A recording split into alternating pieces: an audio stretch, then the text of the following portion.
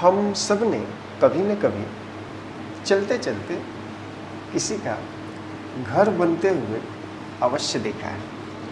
होता क्या है, उसमें हम देखते हैं कि जो मेसन है वो ईंट को एक के ऊपर एक रखता जाता है और दो ईंट के बीच में वो बिल्डिंग मटेरियल्स को, पेस्ट लाइक बिल्डिंग मटेरियल को बीच बीच में डालते जाता है और इस तरह से एक दीवार बन जाती है। फिर दीवार से दीवार मिलती है और ऊपर छत ढल जाता है और इस प्रकार किसी न किसी भाई का घर बन जाता है। अब हम इस मटेरियल की बात करें जिसे ब्रिक कहा जाता है, इस पर विचार करें और सोचें कि अगर ये ब्रिक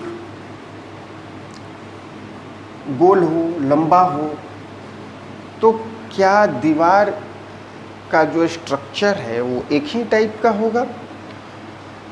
तो आप सभी को ये बात क्लियर हो रही होगी कि नहीं, ब्रिक का स्ट्रक्चर जैसा होगा बिल्कुल उसी टाइप की दीवार बनेगी। मतलब ये हुआ कि अगर हम स्ट्रक्चरल यूनिट ऑफ हाउस की बात करें तो जवाब आया ब्रिक। और अगर हम ये कहें कि क्या पॉसिबल था बिना ब्रिक के दीवार बनाना, दीवार से फिर छत और घर बनाना, तो आप कहेंगे नहीं। तो हम इसको कह सकते हैं ना कि brick is the fundamental unit of house. तो ये स्ट्रक्चरल यूनिट के साथ साथ फंडामेंटल यूनिट भी है, fundamental unit of house, brick. अब ये जो इंस्टेंस है माय डियर स्टूडेंट, ये जो एग्जाम्पल है, इसको माइंड में रख कर अब ज़रा अपनी बॉडी और प्लांट की बॉडी के विषय में सोचिए कि जिस तरह से ये यूनिट से यूनिट, ब्रिक से ब्रिक मिलकर और ये घर बन जा रहा है, क्या हमारी बॉडी में भी ऐसा ही कुछ सिस्टम है क्या? कैसे बन गए? तो हम सब छोटे से ही दादा दादी, नाना नानी से सुनते आ रहे हैं कि हमारा जन्म हुआ है, हॉस्पिटल में गए जन्म हुआ है। हम तलाशने की कोशिश करते हैं कि हमारा मेकिंग कैसे हुआ है और ये तलाश करते करते हम पहुंच जाते हैं, फोकस कीजिएगा, मदर फादर, माता जी का एक सेल जिसे हम एग सेल कहते हैं और पिताजी का सेल रिप्रोडक्टिव सेल कहिए या स्पर्म सेल कहिए। ये दोनों आपस में मिलते हैं और इस तरह से एक सिंगल सेल स्ट्रक्चर, हम इस यूनिट को अगर सेल कहें तो ये सिंगल सेल स्ट्रक्चर बन जाता है जिसे जाइगोट के नाम से जानते हैं। अब देखिए, ये डिवाइड हो जाता है, ये अब एक से अपना नंबर बढ़ाता है। जिस प्रोसेस से नंबर बढ़ाता है उसका भी डिस्कशन बाद में करेंगे, अभी बेस बन जाने दीजिए। उस प्रोसेस को सेल डिवीज़न कहा जाता है। एक इंसान या पौधा अपनी जनसंख्या जिस प्रोसेस से बढ़ाते हैं उसे रिप्रोडक्शन कहते हैं और एक सेल अपनी जनसंख्या जिस प्रोसेस से बढ़ाते हैं उसे सेल डिवीज़न कहते हैं। और मदर के यूट्रस में ही ये सारी प्रक्रिया हो रही है। और देखिए, ये एक सेल डिवाइड होकर बॉल ऑफ सेल के रूप में कन्वर्ट हो रहा है और मदर के यूट्रस के अंदर ही हमारा जो शरीर है वो आकार लेना शुरू कर दिया और एक पर्टिकुलर टाइम के बाद, जो कि ह्यूमन बींग्स में 280 डेज का समय है, 280 दिनों में ये एक सिंगल सेल स्ट्रक्चर से हम फुल्ली डेवलप्ड चाइल्ड के रूप में जन्म ले लेते हैं। फुल्ली डेवलप्ड चाइल्ड के रूप में हमारा जन्म हो जाता है। अब फोकस कीजिए कि ये जो बॉडी बनी, इसका स्ट्रक्चर क्या बिल्कुल घर बनते समय ब्रिक जैसा होगा वैसा ही घर होगा? उसी तरह से ये सेल जैसा होगा, ये शरीर वैसा होगा। तो ये हो गया ना the structural unit of life. तो सेल और बिना सेल के ये बनता ही नहीं, अगर ये ना रहता तो फंडामेंटल यूनिट ऑफ लाइफ भी cell. The fundamental unit of life भी यही। My dear student, welcome back, welcome back. हम आज 9th क्लास का एक chapter the fundamental unit of life पे डिस्कशन कर रहे हैं। Unit of life. आज मैं नहीं कहूँगा वेलकम बैक, मैं इसके गुप्ता सर आपके लिए, क्योंकि आप जान तो गए ही हैं। तो हमने देखा कि यही यूनिट जो है, हिंदी वाले इसको कोशिका कहते हैं। ये जो सेल है, अगर ये जिस हिसाब से है उसी हिसाब से बॉडी बनेगी। इसी को पकड़ना है, इसके अंदर जाना है, क्या है, कैसे है, ये कैसे कर रहा है काम, और आखिर इससे इतनी बड़ी बॉडी कैसे बन जा रही है। यही है फंडामेंटल यूनिट ऑफ लाइफ और यही है structural unit of life. My dear student, अगर हम किसी तरह से ये समझ जाए कि इसी की वजह से ये बॉडी का फंक्शन डिपेंड करता है, तो ये फंक्शनल यूनिट ऑफ लाइफ भी हो जाएगा। आप वीडियो एक बार में पूरा देखिएगा और दूसरी बार में पॉज कर करके नोट करते जाइएगा। मैं मिटो रहा हूँ। माय डियर स्टूडेंट, फोकस कीजिएगा। ये एक सेल हुआ, देखिएगा। जब सेल टू सेल मिले तो टिश्यू, और जब टिश्यू टू टिश्यू मिले तो ऑर्गन, और ऑर्गन टू ऑर्गन ये बन गई बॉडी। अब फोकस करने वाली बात ये है माय डियर स्टूडेंट, हमारी बॉडी लिविंग तब है, हमारी बॉडी जिंदा तब है जब सारे ऑर्गन जिंदा है।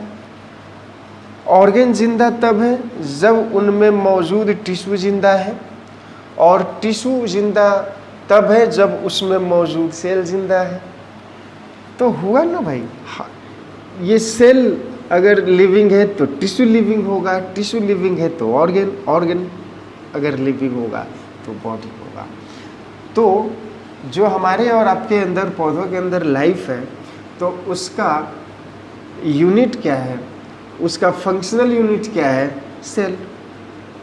मतलब ये कि हमारे बॉडी से रिलेटेड जो भी परफॉर्मेंस है वो तो जिंदा रहने के लिए ही जद्दोजहद है ना, जिंदा रहने के लिए ही है। तो सेल जब जिंदा रहेगा तो टिश्यू होगा, टिश्यू होगा तो ऑर्गन, ऑर्गन होगा तो बॉडी। तो ये हो गया ना fundamental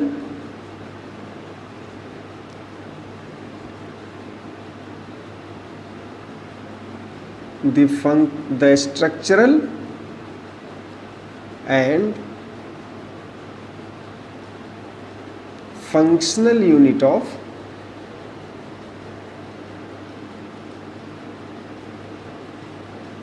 life. My dear student, अब हम ये जानने की कोशिश करेंगे कि आखिर हम इसे सेल ही क्यों कहते हैं, और क्या हमें सपने आए थे, ये ऐसा होता है। हमारे पास ये जो इन्फॉर्मेशन है या जो सेल है, ये वर्ड आया कहाँ से, तो फोकस करेंगे। एक घटना हुई 1665 में। एक हमारे बहुत ही ज़बरदस्त साइंटिस्ट रॉबर्ट हुक साहब, इन्होंने क्या किया कि कॉर्क, आप यूँ समझ लीजिए कि जो पुराने ज़माने में आयुर्वेदिक दवा का जो ढक्कन हुआ करता था, वो मुलायम लकड़ी का बना होता था और उसको यूं ऐसे प्रेस करके बंद किया जाता था। और आप में से बहुत सारे भाई होंगे जो इस स्ट्रक्चर को समझ गए होंगे कि ये वही ढक्कन जैसा है। तो रॉबर्ट हुक साहब ने क्या किया कि इस कॉर्क को का पहले सलाद काट लिया, एक तरह से कट इनटू फाइन स्लाइस। और ये वो ज़माना था जब माइक्रोस्कोप का इन्वेंशन ही नहीं हुआ था। लेकिन एक चीज़ गौर कीजिएगा, माइक्रोस्कोप का तो आविष्कार नहीं हुआ था, लेकिन उस समय के लगभग जो टॉप मोस्ट के साइंटिस्ट थे, वो सारे जानते थे कि टाइनी पार्टिकल्स को, सूक्ष्म पार्टिकल को, सूक्ष्म पदार्थ को किस तरह से बड़ा करके देखना है। मतलब ये कि किसी ने सामने आकर ये तो नहीं कहा था कि इस डिवाइस को माइक्रोस्कोप कहा जाता है, लेकिन लगभग टॉप क्लास के सारे साइंटिस्ट को ये टेक्निक पता था कि हम कैसे इसको, इस स्ट्रक्चर को बड़ा करके देखें। तो लेकिन माइक्रोस्कोप का आविष्कार हुआ नहीं था। किसी ने बना के कहा नहीं कि भैया ये देखो माइक्रोस्कोप है, लेकिन ये साहब भी जानते थे, ये सर जी भी जानते थे कि छोटी चीज़ को बड़ा कैसे करना है। तो इन्होंने क्या किया कि एक कॉर्क के स्लाइस को, जो सबसे फाइनेस्ट स्लाइस था, उसको इन्होंने self designed microscope like structure, आप यूँ कह लीजिए, और आप इसको क्रूड माइक्रोस्कोप भी किसी किसी बुक में लिखा होता है, बोलते हैं। जैसे ज़मीन से तेल निकला उसको क्रूड ऑयल बोलते हैं ना, और आफ्टर रिफाइनिंग उसको पेट्रोल कहिए, प्रोपेलेंट कहिए, किरोसिन कहिए। उसी तरह से माइक्रोस्कोप के साथ भी है, चूँकि किसी ने ऑथराइज रूप से कहा नहीं, ऑथराइज रूप से डिक्लेयर नहीं किया था कि मैंने माइक्रोस्कोप डिस्कवर किया है, लेकिन उस समय जानते तो थे कि कैसे छोटी चीज़ को बड़ा करके देखना है। तो ये रॉबर्ट हुक साहब ने ऑब्जर्व किया। किस चीज़ से ऑब्जर्व किया भाई? तो ऑब्जर्व थ्रू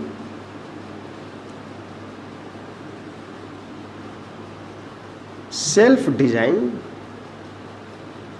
डिवाइस। और इसमें इनको दिखा क्या? तो इसमें इनको हेक्सागोनल चेंबर दिखे। बिल्कुल सही समझा आपने स्ट्रक्चर को देखकर, मधुमक्खी के छत्ते जैसी इनको आकृति दिखाई दी। और इसमें से एक आकृति को इन्होंने सेल वर्ड नाम दिया। एक्चुअल में देखिए क्या है, इन्होंने सेल वर्ड ही क्यों कहा? तो इनकी भाषा में सेल वर्ड का मतलब चेंबर होता है, सेलुला वर्ड इन्होंने कहा था। और इसके अलावा रॉबर्ट हुक साहब को इसके अंदर कुछ भी नहीं मिला था। तो इन्होंने ये सेल वर्ड दिया। आज की क्लास में इतना ही। हम नेक्स्ट क्लास में मॉडर्न साइंस के हिसाब से, आज के वैज्ञानिकों के हिसाब से जो डिस्कवरी हुई है उसमें हम देखेंगे कि सेल क्या है और उसके अंदर क्या होता है, एलोबोरेट करेंगे। आज के लिए नमस्कार।